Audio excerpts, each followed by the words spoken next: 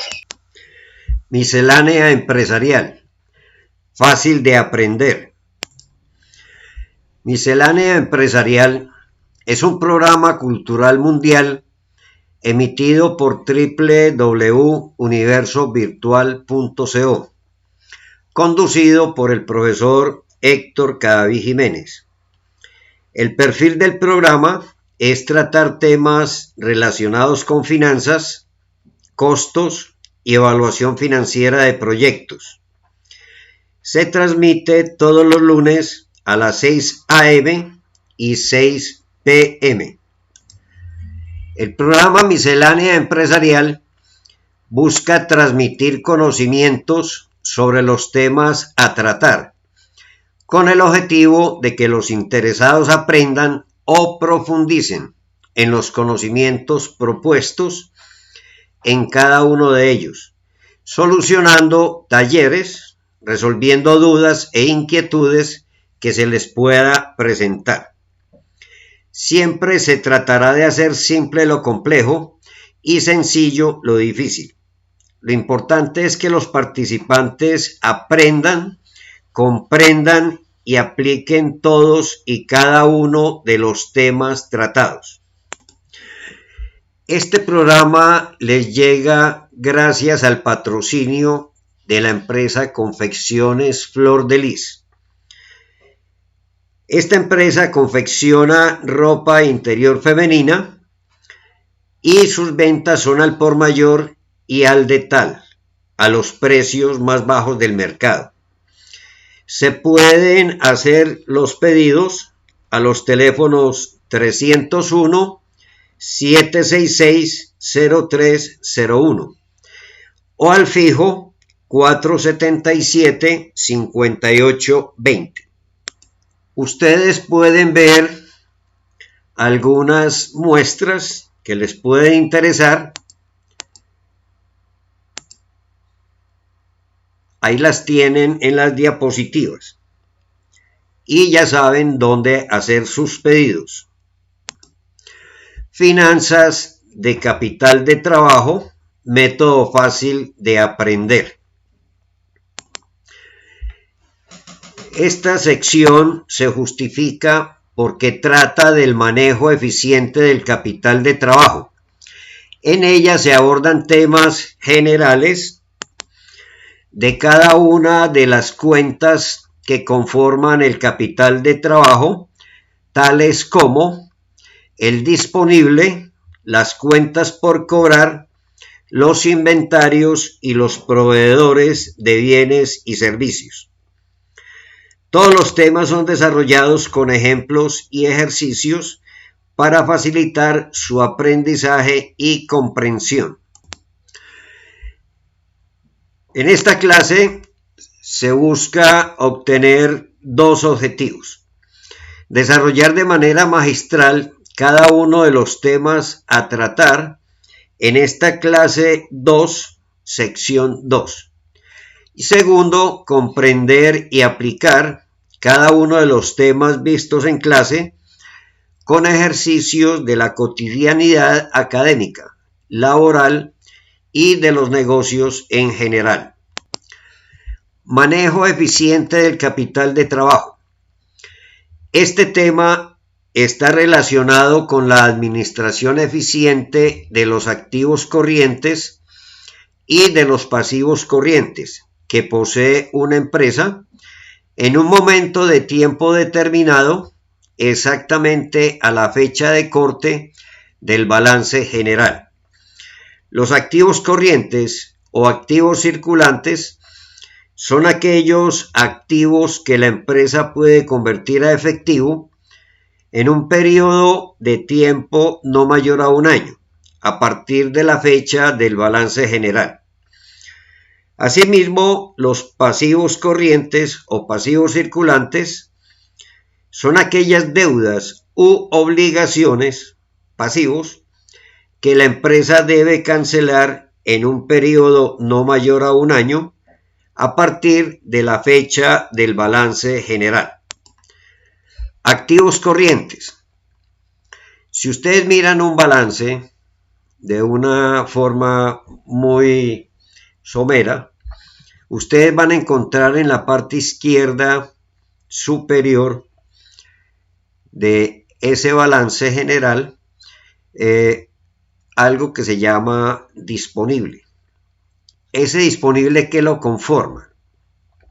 Lo conforma la caja, bancos e inversiones temporales. Otra cuenta que van a encontrar ahí es cuentas por cobrar o deudores. En ella se encuentran todos aquellos ítems que indica los dineros que le están debiendo a la empresa, y es de muchas formas. La principal es las cuentas por cobrar clientes, y ya cada empresa pues maneja los nombres de las cuentas de acuerdo al destino que le dieron o lo que originó más bien esa cuenta por cobrar, como es por ejemplo préstamos a trabajadores, cuentas por cobrar de algunos impuestos, como son las retenciones que le hacen a la empresa y que se recuperan al año siguiente. Puede haber cuentas por cobrar socios, en fin, hay muchas clases de cuentas por cobrar, pero que son muy identificables para cada empresa. Tenemos también la cuenta de inventarios, que para una empresa manufacturera, como ya lo dijimos anteriormente, a estas empresas las caracterizan el inventario de materias primas, el inventario de productos en proceso, el inventario de productos terminados. También puede haber algunas materias primas o insumos que son de la empresa pero que no se encuentran en sus bodegas, como es los inventarios en tránsito. Más adelante, cuando estemos analizando esas cuentas de inventario y estemos hablando de las rotaciones de los inventarios, vamos a profundizar más en ese tema. Y puede haber otras cuentas clasificadas en este grupo. Pasivos corrientes. Los pasivos corrientes, lo más común es de que sean aquellos proveedores de bienes y servicios, o sea, aquellas empresas que nos dan a crédito materia prima, insumos o de otra índole. También vamos a tener ahí créditos bancarios, pagarés de empresas, el factoring, otros. Vamos a tener otras cuentas que las podemos clasificar en este grupo. Ya habíamos dicho de que esa diferencia entre activos corrientes y pasivos corrientes es lo que se conoce como capital de trabajo. Pero en esta clase vamos a ver ese capital de trabajo desde dos puntos de vista. Uno que es desde el punto de vista contable y otro que es desde el punto de vista financiero. Entonces vamos a hablar del punto de vista contable. Desde el punto de vista contable, el capital de trabajo se define como la cantidad de recursos que la empresa requiere para poder funcionar. Como podemos ver, esta definición tiene un límite, tal como se puede apreciar en lo que vamos a ver a continuación al aplicar la fórmula con la que se calcula el capital de trabajo. Les repito que esa diferencia entre activos corrientes y pasivos corrientes se conoce como capital de trabajo. Entonces, desde el punto de vista contable, vamos a tener tres posiciones. Una donde los activos corrientes son mayores a los pasivos corrientes. Acá podemos ver de que en esta situación vamos a tener un capital de trabajo de 200 unidades monetarias.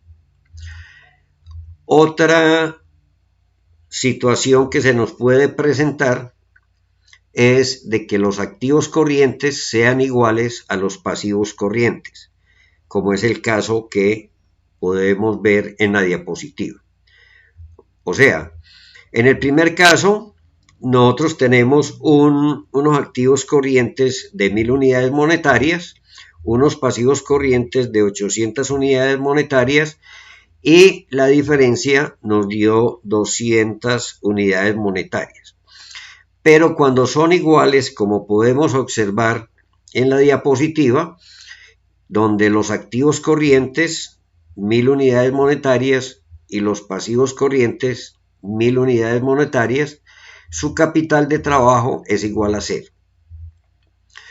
Vamos a tener una tercera situación donde los activos corrientes son menores a los pasivos corrientes. Es decir, tenemos unos activos corrientes de 1000 unidades monetarias, unos pasivos corrientes de 1200 unidades monetarias. Esa diferencia nos da 200, pero negativo. Vamos a analizar esas tres situaciones. En el primer caso, la empresa tiene recursos por 200 unidades monetarias para su funcionamiento. Recordemos de que tenemos unos activos corrientes de 1000, unos pasivos corrientes de 800, nos da un capital de trabajo de 200 unidades monetarias. Muy bien, aparentemente tiene una liquidez aceptable, ya que tiene 1.25% en activos corrientes para responderle a cada peso de pasivo corriente. Este resultado se interpreta diciendo que la empresa tiene una razón corriente de 1,25 a 1. O sea, tenemos en activos corrientes 1,25 pesos para responderle a cada peso de pasivo corriente. Esta es la forma también como se expresa. 1.25, 2.1, que eso lo interpretamos como se los dije ya. Tenemos 1,25 en activos corrientes para responderle a cada peso de pasivo corriente. En el segundo caso, la empresa tiene recursos por 0 pesos para su funcionamiento. Si nos acogemos a la definición, esta empresa no tiene recursos para su funcionamiento, por lo tanto, no está en condiciones de funcionar, pero lo más seguro es que si realizamos una visita a sus instalaciones, ella está funcionando con algunas dificultades de liquidez. El resultado se interpreta diciendo que la empresa tiene un peso en activos corrientes para responderle a cada peso de pasivo corriente. Es decir, la empresa tiene una razón corriente de 1. En el tercer caso, la empresa tiene recursos negativos de 200 unidades monetarias para su funcionamiento. O sea, no tiene nada, tiene más pasivos corrientes que activos corrientes. Por lo tanto, su capital de trabajo es negativo. Si nos acogemos a la definición, esta empresa no tiene recursos para su funcionamiento, por lo tanto no está en condiciones de funcionar. Pero lo más seguro es que sí está funcionando, pero con muchas dificultades de liquidez.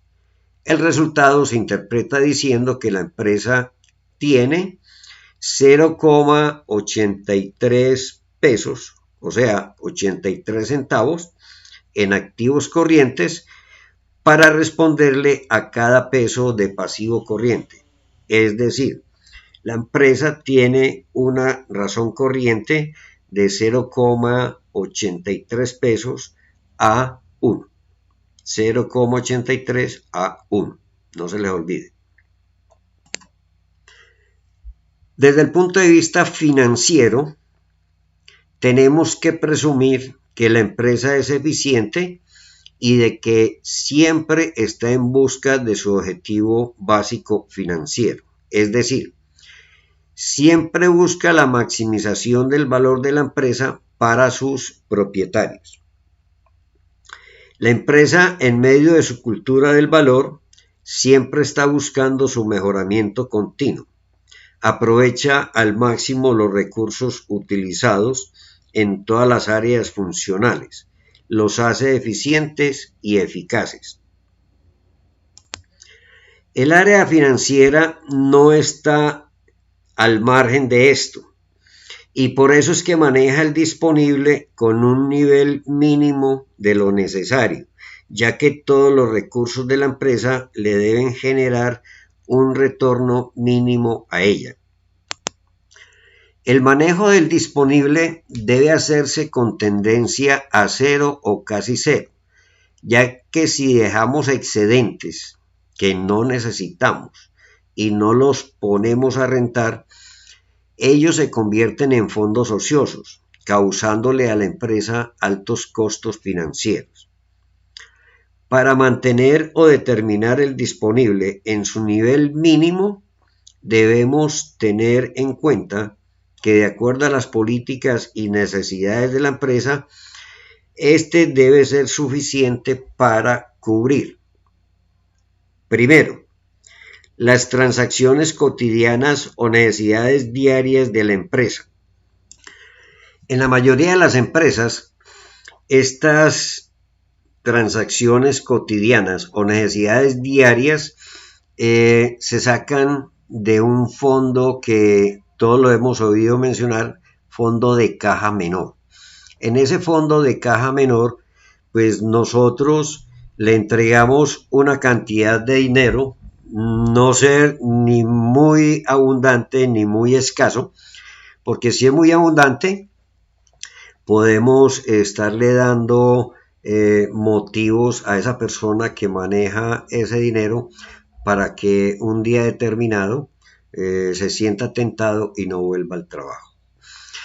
Si es demasiado pequeño, pues se va a estar renovando a toda hora ese fondo de caja menor y no va a ser operativo, no va a cumplir con el objetivo de estar funcionando en forma para poder suplir esos pequeños gastos que mantienen las empresas. Recordemos de que ese fondo de caja menor es para comprar cosas pequeñas, por ejemplo, que necesitamos comprar una libra de azúcar para el tinto que tanto nos gusta, que necesitamos comprar café, que necesitamos darle pasajes a los mensajeros para que nos hagan las diligencias, en fin, cosas pequeñas, que no se justifica uno estar haciendo un cheque para ir a comprar una libra de azúcar, eso no tiene sentido. Entonces para eso se montan los fondos de caja menor. Nosotros como gerentes financieros o responsables por las finanzas de la empresa, debemos hacer un cálculo de cuánto se necesita quincenalmente o cada 20 días o cada mes y entregarle a una persona de confianza ese dinero. Cuando ese dinero se agota más o menos en un 80%, nosotros le hacemos arqueo a ese fondo de caja menor, recogemos los recibos y lo cambiamos por efectivo, para que pueda cumplir su función de servir para esos pequeños gastos de caja menor. Muy bien. Segundo, cumplir con las exigencias de los bancos como compensación a los servicios prestados, incluyendo los préstamos. Quienes estuvieron conmigo en el curso de matemáticas financieras, recuerden de que utilizamos mucho el saldo compensatorio cuando estuvimos calculando el costo efectivo anual de un préstamo. Recordemos eso. Este segundo punto hace alusiones a esos saldos compensatorios a que nosotros nos comprometimos con el banco cuando nos hicieron algún préstamo y que firmamos un pagaré, de manera que tenemos que cumplir con eso. Tercero, prevenir los altibajos sufridos por los activos corrientes fluctuantes como consecuencia de unas ventas estacionales en determinadas épocas del año. A ver, este es el caso, por ejemplo, de una fábrica de árboles de Navidad. Pues prácticamente estas empresas producen todo el año para inventario y salen de ellos en los últimos meses de cada año donde venden toda su producción.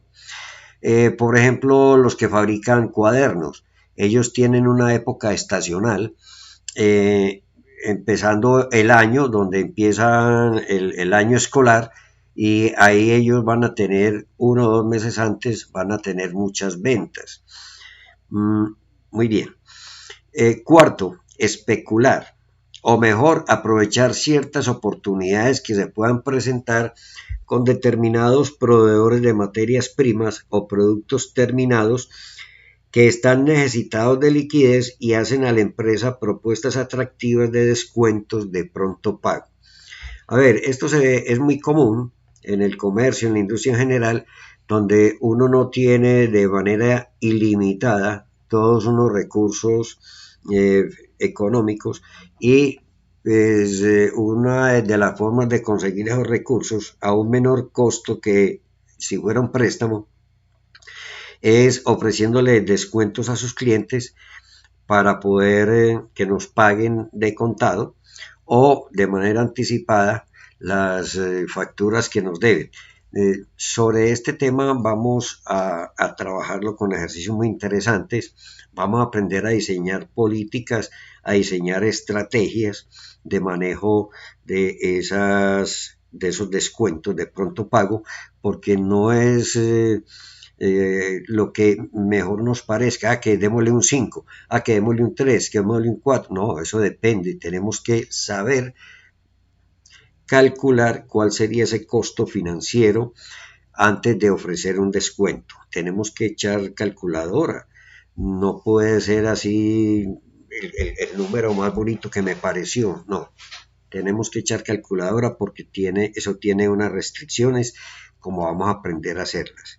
Vamos a aprender a diseñar políticas y estrategias para ofrecer descuentos de pronto pago.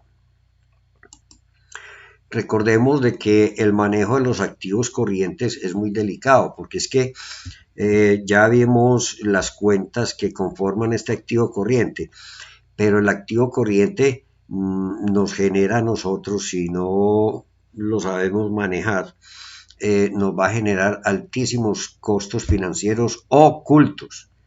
Recuerden que son ocultos.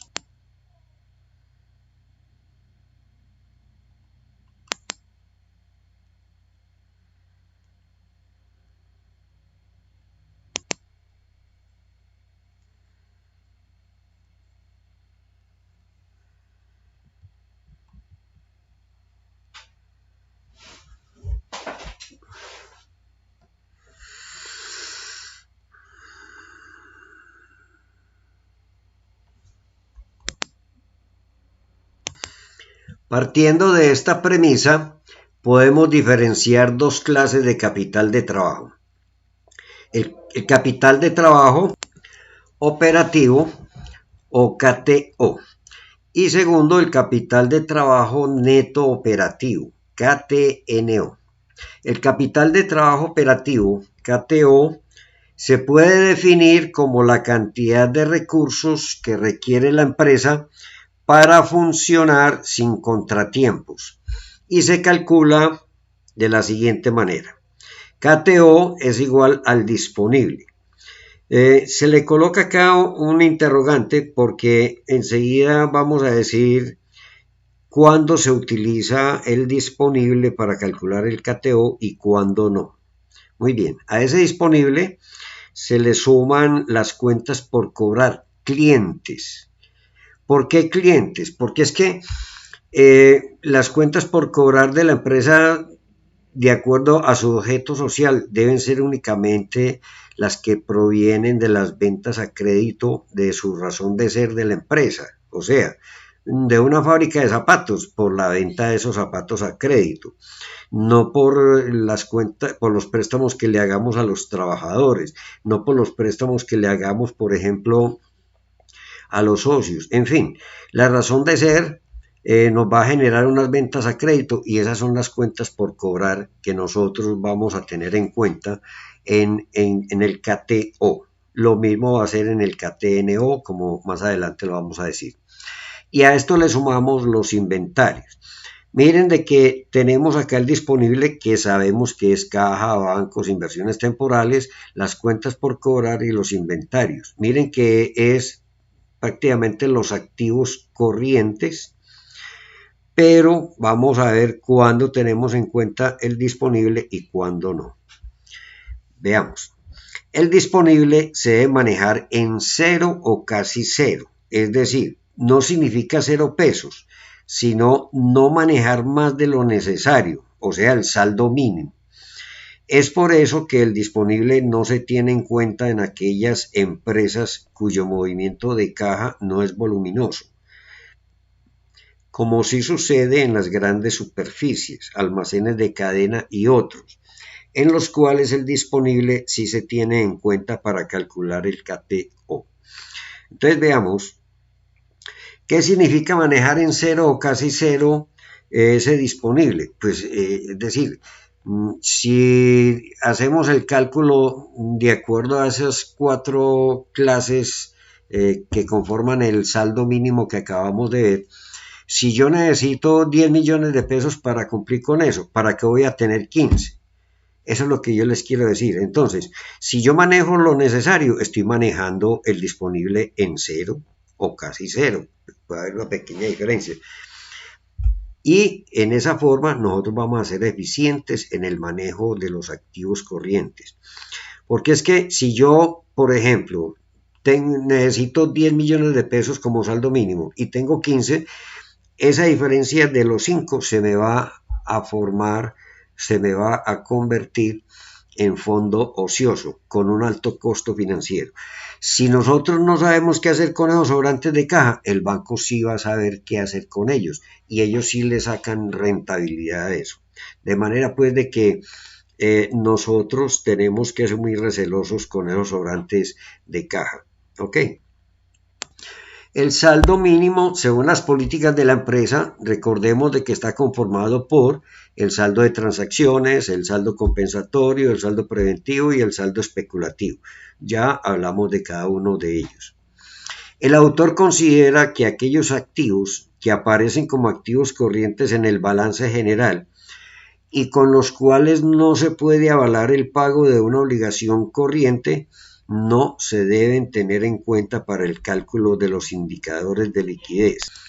Tal es el caso de los gastos pagados por anticipado, que aparecen en el balance general de algunas empresas como activos corrientes. Entonces miremos, si yo hice el pago de un seguro por anticipado, yo no puedo avalar con ese seguro el pago de un pasivo corriente. Eso es lo que se quiere decir. Entonces yo no estoy de acuerdo con tener eso como un activo corriente. Aparece en el balance, pero entonces no lo debemos de tener en cuenta cuando vamos, por ejemplo, a calcular algunos indicadores financieros, cuando vamos a hacer un análisis financiero donde uno toma la totalidad del activo corriente. No, uno debe depurar esos activos corrientes con estas cuentas que realmente no nos sirven a nosotros para respaldar el pago de una obligación financiera. También es el caso de otras cuentas como retención en la fuente por cobrar, cuentas por cobrar a trabajadores y otras cuentas similares. No se deben considerar como activos corrientes para el análisis de los indicadores de liquidez, ya que con ellos no se pueden avalar obligaciones de corto plazo de la empresa. Esto porque lo único seguro que tenemos es el valor de las acreencias, más no el de los activos corrientes. Capital de trabajo neto operativo o KTNO. Nosotros oímos hablar con mucha frecuencia del KTNO. Entonces debemos de recordar qué es lo que compone ese KTNO y para qué nos sirve. De manera pues de que nosotros seamos eficientes, debemos de manejar muy bien ese KTNO.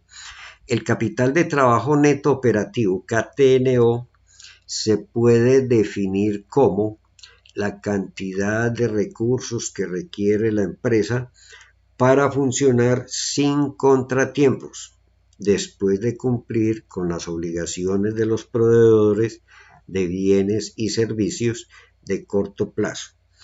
Se calcula de la siguiente forma. Hay dos formas para calcularlo. KTNO es igual a KTO, que ya lo vimos en el anterior, menos proveedores de bienes y servicios. O simplemente KTNO disponible, ya sabemos cuándo colocamos el disponible y cuándo no. A esto le sumamos las cuentas por cobrar clientes más los inventarios. Recordemos de que los inventarios son tres: materias primas, productos en proceso y productos terminados. Y le restamos la cuenta de proveedores de bienes y servicios. Bueno, entonces acá en inventarios debemos de incluir esos inventarios en tránsito. Sí, porque es que si aparecen como inventarios en tránsito, por el hecho de que no estén en la bodega de la empresa, no significa que no sean de la empresa. La empresa ya se comprometió a pagarlos o ya los pagó, depende de los negocios que haya hecho con sus proveedores en el exterior o fuera de la empresa, porque esos inventarios en trámite es porque están fuera de la empresa, pero son de la empresa.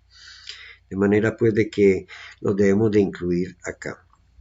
Ok, lo ideal es que el capital de trabajo neto operativo sea positivo para garantizar que la empresa puede operar sin contratiempos. Es decir, no necesitará recursos adicionales provenientes del sector financiero o aportes nuevos de los propietarios para llevar a cabo sus operaciones manufactureras.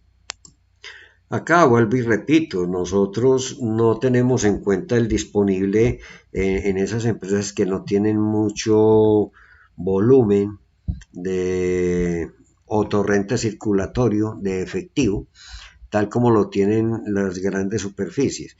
Pero entonces nosotros no lo tenemos en cuenta porque recuerden que tenemos que manejar el disponible con tendencia cero o casi cero. No significa cero pollito, no. Ese cero acá, en la forma que les estoy hablando, es no mantener más allá de lo necesario. Si sus necesidades son de 5 millones, ¿para qué va a tener 8? De eso se trata. Entonces, esos 5 millones ya no los tenemos en cuenta para nada, porque es el saldo mínimo que necesitamos para el buen funcionamiento. Entonces, cuando nosotros estamos haciendo presupuesto y en las clases que han de venir, vamos a abordar y vamos a hacer un presupuesto efectivo, vamos a ver cómo tratamos eso, porque ese dinero no se debe tener en cuenta. Ok, eso es manejar en cero, casi cero, el disponible. Si KTNO es negativo, la empresa estará funcionando con muchas dificultades financieras.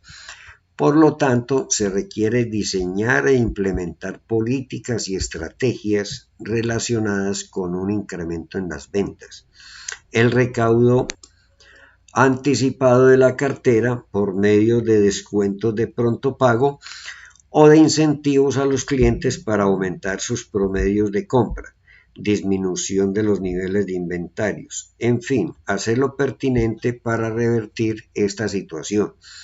Sí, si el KTNO es negativo, se vuelve una situación crónica de la empresa, da a entender que la empresa no está generando internamente los fondos suficientes para reponer su KTNO, lo que hace a la empresa ser poco atractiva para los inversionistas.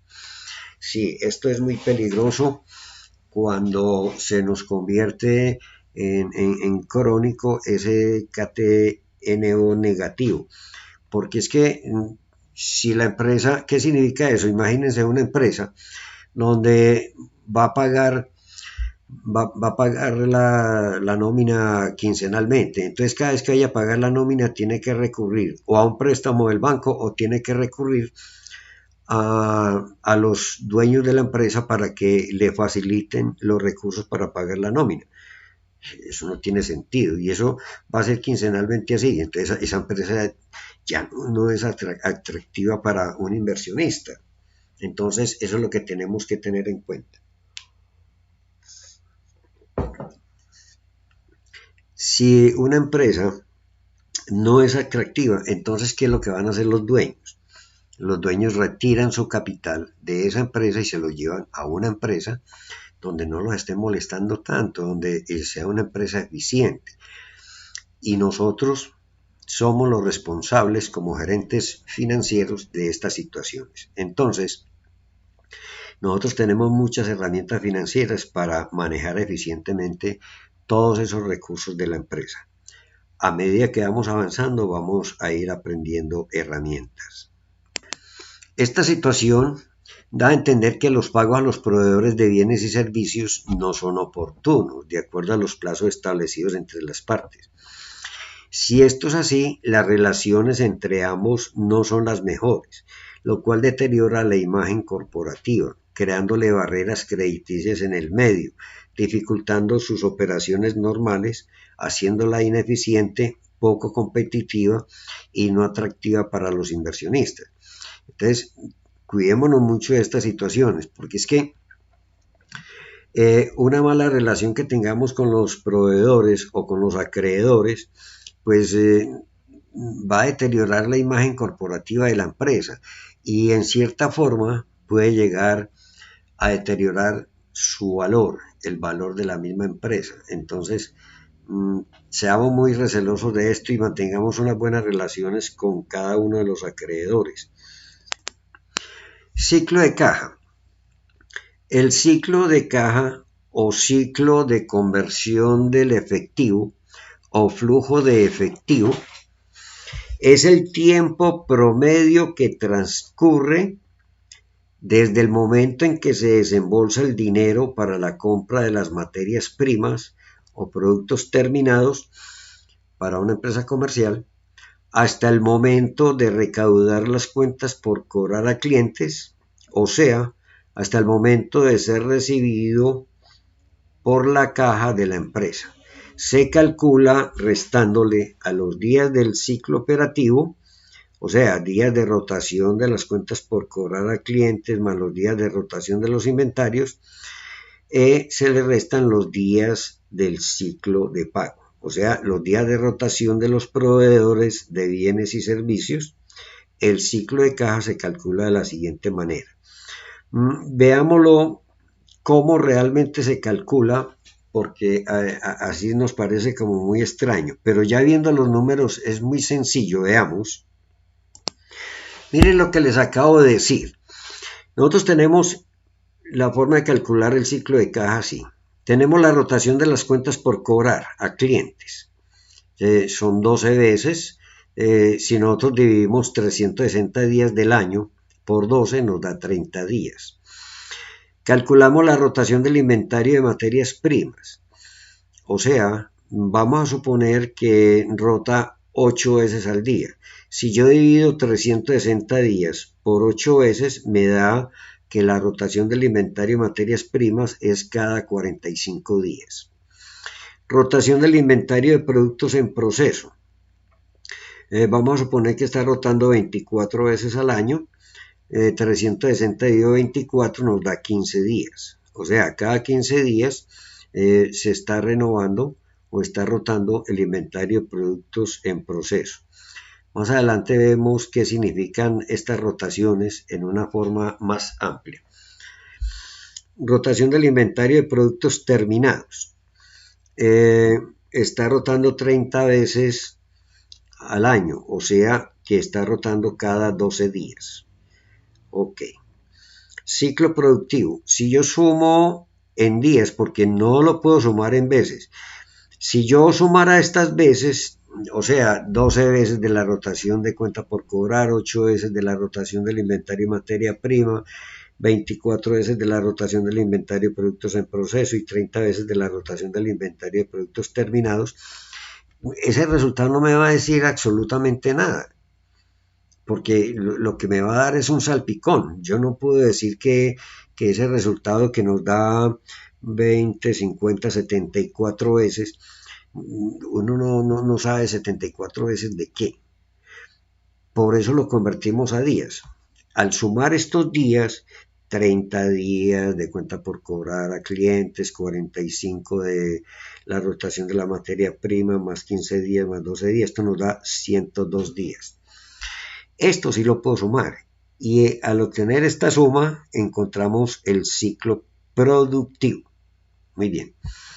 Si yo le resto la rotación en días de los proveedores, entonces, que es de 30 días porque está rotando 12 veces al año, 362 me da 30 días. Entonces, si yo le resto a 102 días los 30 días de proveedores, entonces ya obtengo el ciclo de caja, que va a ser de 72 días. Este dato que nosotros acabamos de tener acá, de 72 días, es un dato supremamente importante para todos nosotros. ¿Por qué motivo? Porque yo tengo que estar pendiente de que esos días no se me vayan a aumentar. Más bien, tengo que buscar cómo aminorar eso. ¿Cómo disminuyo yo estos días? Pues yo tengo que mirar a ver por qué motivo la cartera me está rotando cada 30 días. Si yo, por ejemplo, yo únicamente le doy a mis clientes 20 días de plazo, ¿por qué me está rotando cada 30 días? Entonces yo tengo que tomar las decisiones necesarias para poder hacer que si yo doy 20 días, son 20 días y no 30. Entonces yo tengo que estar pendiente de eso. Si yo estoy dando los 30 días, pues entonces este indicador está bien, este número de días está bien, porque fue una determinación que nosotros hicimos para poderles dar al cliente esos 30 días. Muy bien. Esta rotación de materias primas, la rotación de materias primas, o sea, cuánto se me está demorando en el almacén esta materia prima desde el mismo momento en que me llegó del proveedor hasta que es utilizada por producción. ¿Cuándo se pasó del almacén a producción para que empiece su proceso productivo? Entonces hay un lapso de 45 días. ¿Para mi producto es mucho o es poco? Entonces eso es lo que yo tengo que analizar. Más adelante vamos a hablar mucho de esto porque es muy importante para poder tomar decisiones en aras de disminuir este ciclo de caja. Ok, rotación de productos en proceso, 15 días. Bueno, eso quiere decir de que entonces un producto se está demorando 15 días en producción. ¿Es mucho o es poquito? Yo ya me tengo que reunir con el ingeniero industrial, con todo el personal de producción, a ver por qué motivo son 15 días y no 12 o 10. Entonces, tenemos que mirar detenidamente toda esta situación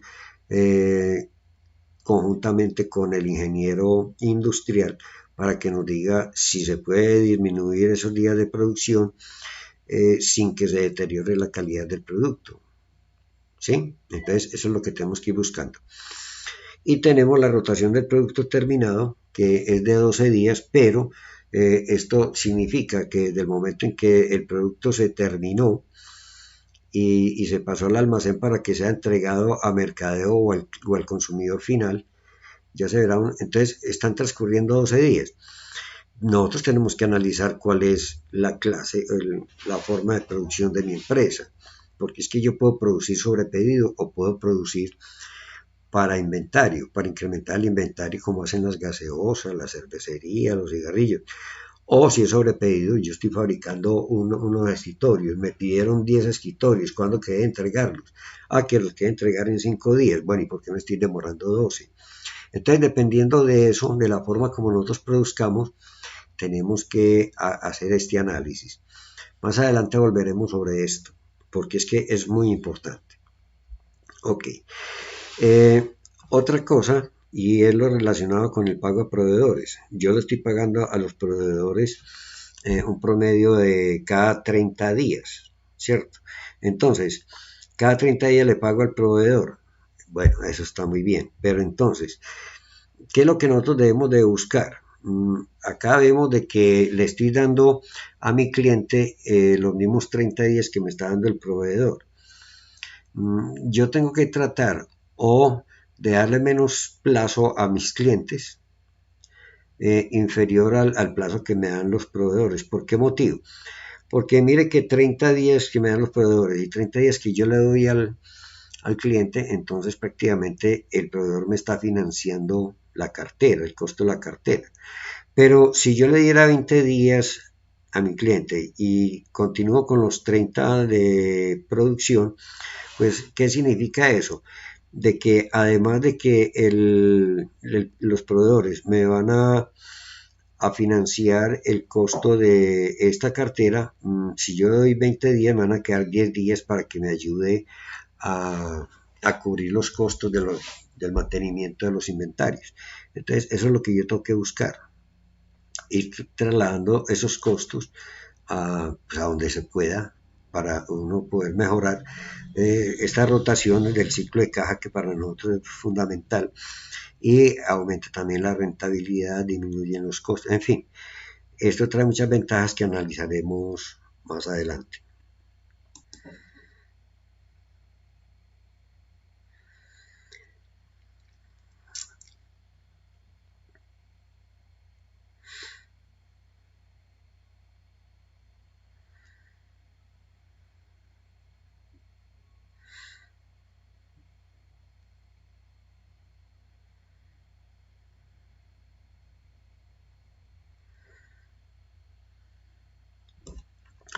Inversión en KTNO. Para la proyección de la inversión en capital de trabajo neto operativo, es necesario conocer el ciclo de caja y la rotación del efectivo. La rotación del efectivo se calcula de la siguiente forma. Rotación del efectivo es igual a 360 días del año comercial y lo dividimos por el ciclo de caja. Recordemos de que en el ciclo de caja anterior nos quedó en 72 días. Veámoslo. Recordemos de que el ciclo de caja es de 72 días, como lo están viendo en esta diapositiva. Entonces, dividimos, para encontrar la rotación del efectivo, dividimos 360 días por 72 días, que nos dio el ciclo de caja, y esto nos da 5 veces. Muy bien. Luego se calcula el KTNO estimado para el año o periodo presupuestado con la información que se da a continuación y aplicando la siguiente fórmula. Observemos la fórmula que tenemos acá. KTNO es igual a desembolsos operacionales anuales o del periodo y lo dividimos por la rotación del efectivo, que fue la que calculamos en la diapositiva anterior. Entonces tenemos que la información para el cálculo proyectado del KTNO para el año tal, 20XX, entonces tenemos, estos son unos datos hipotéticos, vamos a trabajar con ellos para poder calcular la inversión en KTNO. Entonces tenemos MDU, material directo unitario, es de 12.640. Mano de obra directa unitaria es 1.380 pesos. CIF variables unitarios, 1.500 pesos. Gastos de administración anual, 38.470.000. Gastos de ventas anuales, 45.600.000. CIF fijos anuales, 24 millones. Unidades a producir y vender en el año, 100.000 unidades. Esta es la capacidad práctica de la empresa. Abordaremos las distintas clases de capacidades más adelante. Esta viene a ser la capacidad práctica, o sea, la capacidad de producir y vender en un periodo determinado. En este caso del año son 100.000 unidades. Bajo esta información vamos a calcular la inversión que tenemos que hacer en capital de trabajo neto operativo. Muy bien, estos datos son supuestos. Entonces, vamos a calcular el KTNO. Entonces, acá estamos sumando los materiales directos, la mano de obra directa y los CIF variables unitarios para cada unidad. Al sumar esos tres que nos viene a dar el costo total unitario, lo multiplicamos por el número de unidades a producir y vender, o sea, por la capacidad práctica. A eso le sumamos todos los gastos anuales de administración, de ventas y los sí fijos. Recuerden que nos lo dieron en los datos anteriores. Al sumar todo eso y dividirlo por 5, que es el valor que nos dio al dividir, recuerden que nosotros cogimos 360 días, lo dividimos por el número de días del ciclo de caja, nos dio 5 veces. Entonces, este numerador lo dividimos por 5 veces. Y al resolver esto nos da que la inversión que tenemos que hacer en KTNO es de 332.014.000. Este KTNO nosotros lo calculamos para el año, pero a veces cuando nosotros estamos haciendo el presupuesto efectivo y lo hacemos de manera mensualizada, entonces este KTNO simplemente yo lo necesito mensual. Entonces, ¿cómo hago? Tomo el del año y lo divido por 12. O si es para un número de días determinado, pues divido esto por 360 días y multiplico por el número de días que necesito. Como acá, bajo el supuesto de que nos lo están pidiendo mensual, entonces este anual lo divido por 12 y ya obtengo la respuesta que necesito. Administración del capital de trabajo. Toda empresa debe buscar siempre su objetivo básico financiero, OBF. Para lograr este objetivo, es fundamental de que la empresa mantenga una excelente salud financiera. Esta salud financiera no se logra si no se hace una administración eficiente del capital de trabajo. El gerente financiero de la empresa, para lograr la administración eficiente del capital de trabajo, debe conocer y manejar las relaciones existentes entre las cuentas que componen dicho capital, saber las repercusiones de cada una de ellas ante un cambio en alguno de sus componentes. El gerente financiero debe ser consciente de que un crecimiento en las ventas va a tener una respuesta en todas o casi todas las demás cuentas que componen el capital de trabajo. Es decir, lo lógico es tener una respuesta de mayores cuentas por cobrar, necesidad de un mayor nivel de los inventarios, materias primas, productos en proceso, productos terminados y por supuesto mayores volúmenes en las cuentas de los proveedores de bienes y servicios. Tampoco podemos ignorar de que se presentarán mayores costos y gastos en algunas áreas funcionales de la empresa, como departamento de crédito y cobranzas por el mayor volumen de ventas a crédito, en el almacén de materias primas, ya que se aumentan los costos de manejo, de ordenar y recibir los pedidos, mayor volumen de cuentas incobrables, entre otros. Nosotros tenemos que ser capaces de calcular que un incremento en las ventas nos va a generar un crecimiento en otras cuentas, o una disminución en las ventas también va a tener el fenómeno contrario. Nosotros tenemos que ser capaces de prever, pero lo que siempre tenemos que buscar es un crecimiento continuo de la empresa, pero un crecimiento rentable, no es cualquier clase de crecimiento.